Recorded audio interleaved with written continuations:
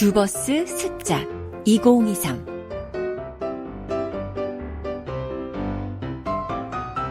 안녕하세요. 주버스입니다. 오늘 주버스로 처음 인사드리는데요. 먼저 저희 주버스의 뜻을 알려드려야 할 것 같습니다.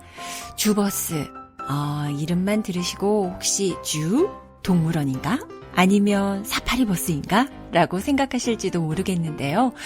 저희 주버스는 라디오 주파수의 추억을 간직한 구시대와 다양한 미디어 세계를 품고 있는 현 시대를 잇는 세상이라는 뜻의 주파수 유니버스라는 뜻을 가지고 있습니다.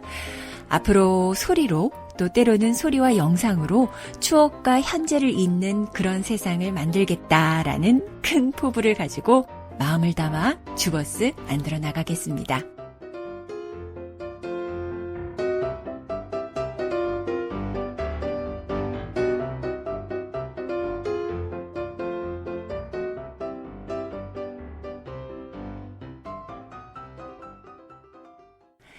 자, 그럼 오늘 첫 번째 이야기, 남한산성입니다.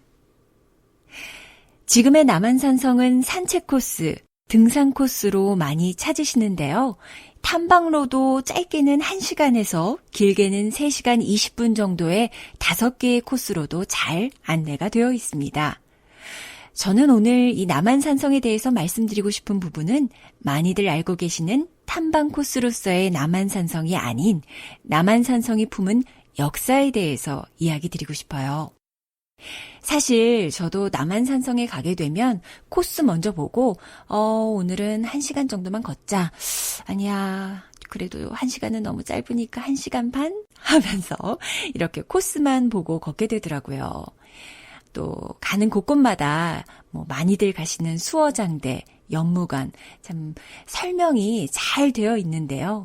읽어도 와닿지는 않았습니다. 그러다 소설 남한산성을 읽으면서 내가 갔던 그곳에 그런 역사가 있었단 말이지 하면서 가슴속에 잔잔한 동요가 일었습니다.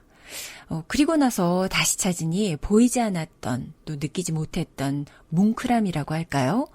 말로는 다 표현이 안 되는 그런 감정들을 느꼈는데요. 제가 역사를 좋아하고 또 역사에 해박하고 그렇진 않습니다.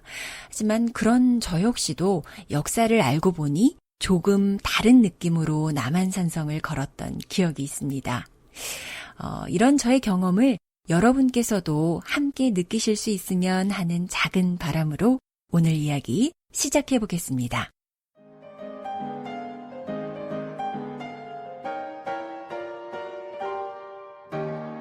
습작 2023 에피소드 1 남한산성.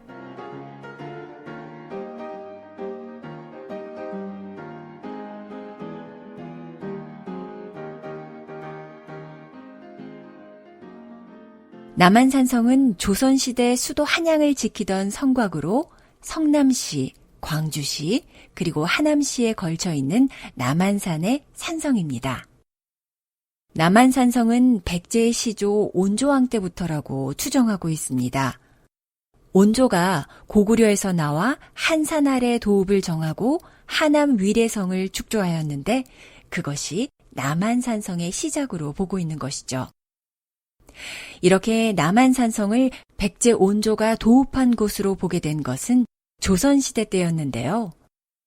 병자호란 때 남한산성으로 피신한 인조는 온조가 남한산성을 공격하는 청군을 물리치는 꿈을 꾸게 됩니다.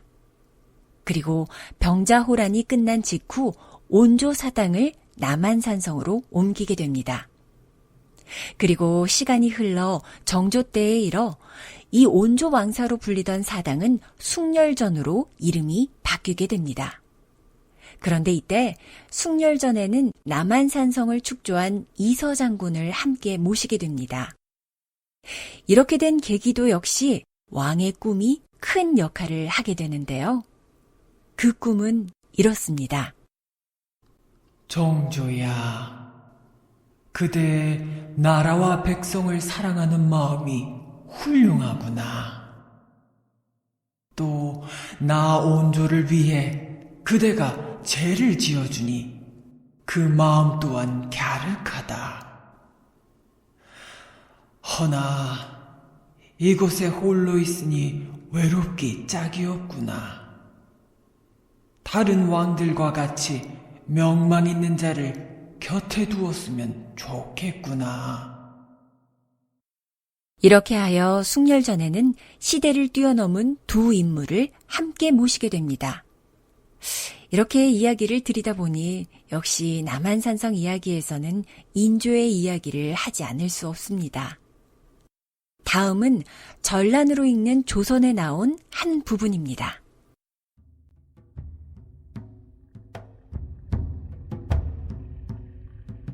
(1636년 12월) 청군이 침략했을 때 인조는 남한산성으로 들어갔고 극심한 추위와 굶주림 속에서도 결사적으로 항전했다. 조선 신료들은 명나라에 대한 의리와 조선의 자존심을 지키기 위해 오랑캐 청에 맞서 끝까지 항전할 것을 주장했던 척하파와 힘이 부족한 현실을 고려하여 그들의 요구를 받아들이고 후위를 도모해야 한다는 주화파로 나뉘어 격렬한 논쟁을 벌였다. 하지만 외부 지원마저 차단되어 고립된 상태에서 더 이상 버티지 못하고 인조는 결국 삼전도로 나아가 청태종에게 치욕적인 항복을 하고 말았다. 1637년 1월 30일 남한산성의 서문을 나온 인조는 삼전도에 설치된 수양단 아래에서 청태종에게 3번 큰절을 올리고 9번 머리를 조아렸다. 이른바 삼배 구고두라 불리는 청나라의 항복 의식이었다.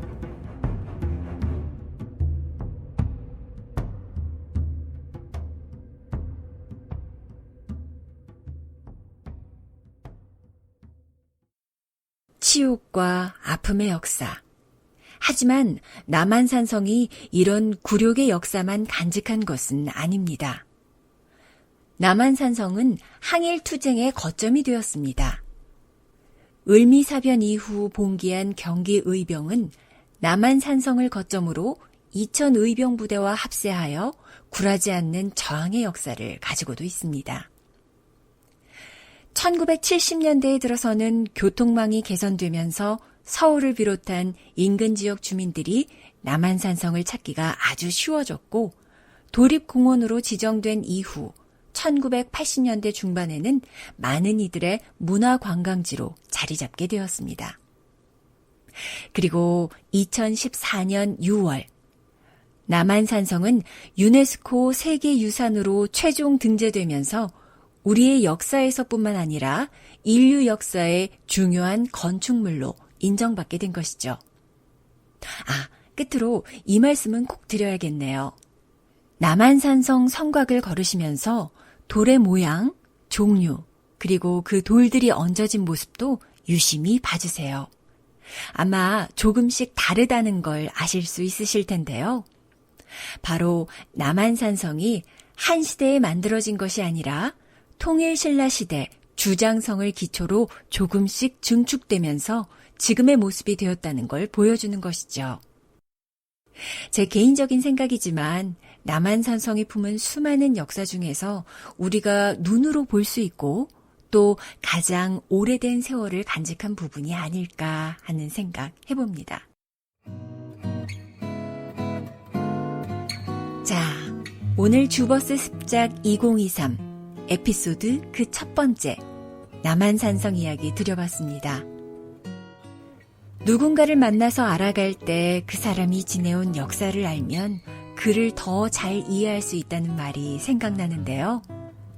남한산성의 깊고 깊은 역사를 담아내기엔 짧은 이야기였지만 이 이야기를 들으신 분들이 남한산성을 걸으실 때 우리 선조들의 숨결, 이곳이 간직한 세월의 흔적을 가슴으로 느끼실 수 있으면 하는 바람입니다.